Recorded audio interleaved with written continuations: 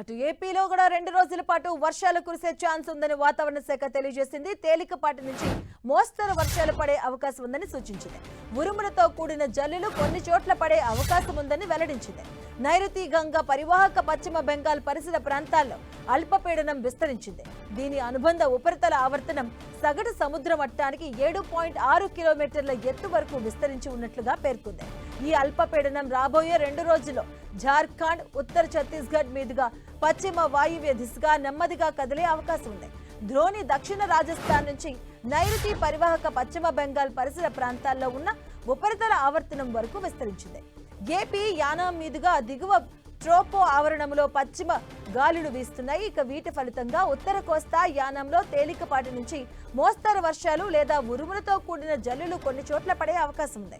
ఉరుములతో కూడిన మెరుపులు, బలమైన గాలులు గంటకు 40 నుంచి 50 కిలోమీటర్ల వేగంతో వీచే అవకాశం ఉందని అమరావతి వాతావరణ కేంద్రం అధికారులు వెల్లడించారు.